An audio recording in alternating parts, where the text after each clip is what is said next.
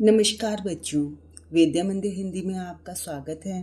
बच्चों, आज मैं आपको कवि कुलगुरु कालिदास इस पाठ के कुछ प्रमुख गद्यांशों का अर्थ तथा उससे संबंधित कुछ प्रश्नोत्तर बताने जा रही हूँ, जो कि आपकी परीक्षा के लिए अत्यंत महत्वपूर्ण हैं। महाकवि कालिदासः संस्कृतकविनां मुकुटमणि अस्ति। महाकवि कालिदास संस्कृत के कवियों में मुकुटमणि हैं। न केवलं भारतदेशस्य अपितु समग्र विश्वस्य उत्कृष्टकविषु स एकतमो अस्ति। न केवल भारत देश के अपितु संपूर्ण विश्व के उत्कृष्ट कवियों में वह अद्वितीय हैं। तस्या नवद्या कीर्ति कौमुदी देश देशांतरेषु प्रसृता अस्ति। उनकी पवित्र कीर्ति कौमुदी देश देशांतर में फैली हुई है।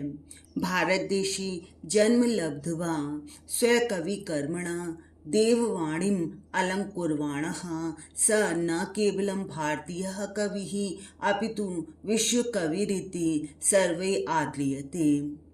भारत देश में जन्म लेकर स्वकवि कर्मणा अपने कवि कर्म से देववाणीम अलंकुरवाणः देववाणी देवताओं की वाणी अर्थात संस्कृत को अलंकृत करते हुए स न केवलम भारतीय कवि ही वह न केवल भारतीय कवि अपितु विश्व कवि रीति विश्व कवि के रूप में सर्वैहि आद्रियते सभी के द्वारा आदरणीय हैं। देखिए बच्चों, परीक्षा में प्रश्नोत्तर आपके किस प्रकार से आते हैं। अस्य गद्यांशस्य शीर्षकः अस्ति। इस गद्यांश का शीर्षक है, तो शीर्षक बताना है आपको।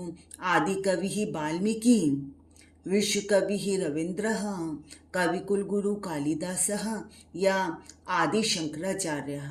सही उत्तर है आपका कवि कुलगुरु कालिदासः। महाकवि कालिदासः संस्कृत कवि नाम कहा अस्ति। महाकवि कालिदास संस्कृत के कवियों में क्या थे। देखिए, महाकवि कालिदास संस्कृत कवि नाम मुकुटमणि ही अस्ति, मुकुटमणि थे।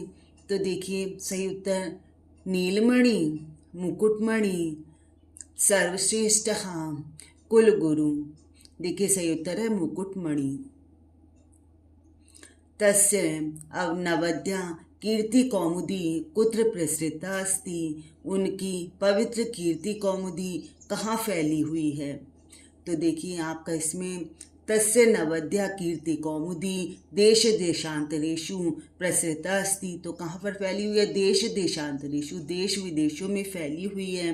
तो देखिए देश देशांतरेषु उद्याने प्रसादे या राज दरबारेषु। सही उत्तर है देश देशांतरेषु। देखिए बच्चों, कवि कुलगुरु कालिदास पाठ का एक अन्य गद्यांश देखिए।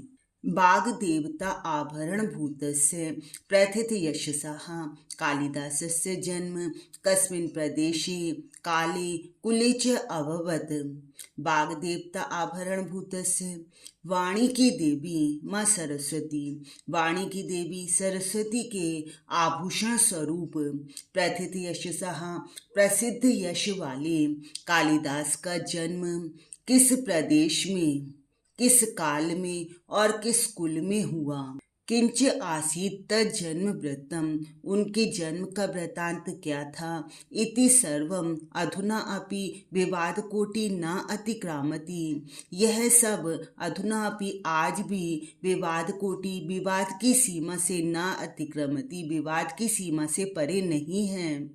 इतर कव्यः एव कालिदासः आत्मज्ञापने स्वकृतिषु प्रायः धृतमौनम एवं अस्ति। इतर कव्य है दूसरे कवियों के समान कालिदास स्वकृतिषु अपनी कृतियों में आत्मज्ञापने अपना परिचय देने में प्रायः धृत मौनम एवं अस्ति, प्रायः मौन ही रहे हैं। अन्य अपि कव्यस् तन्नाम संकीर्तन मात्रादेव स्वीयाम वाचम धन्याम मत्वा मौनम अवलंबन्ते। अन्य अपि कव्यः दूसरे कवि भी तन नाम संकीर्तन मात्रा देव, उनका नाम लेने मात्र से ही स्वीयाम वाचम धन्याम मत्वा, अपनी वाणी को धन्य मानकर मौनम अवलंबनते, मौन धारण कर लेते हैं, मौन हो जाते हैं। बाग देवता आभरण भूतः कहा कथितः, वाणी की देवी सरस्वती के आभूषण के समान किसको कहा गया है। प्रथित यशः कालिदासः, इतर कवयः या सर्वे कवयः, तो किसको कहा गया है, कालिदास को, कालिदासः। अधुना अपि कस्य जन्म वृत्तम विवाद कोटि न अतिक्रामति, आज भी किसका जन्म का वृत्तांत विवाद की सीमा से परे नहीं है। कालिदासस्य, भासस्य, रविंद्रनाथस्य या मदन मोहन मालवीयस्य, तो आंसर क्या है, कालिदासस्य। कालिदास के जन्म का वृतांत आज भी विवाद की सीमा से परे नहीं है। उक्तः गद्यांशः कस्यात् शीर्षकात् उद्धृतः अस्ति, उक्त गद्यांश किस शीर्षक से उद्धृत है।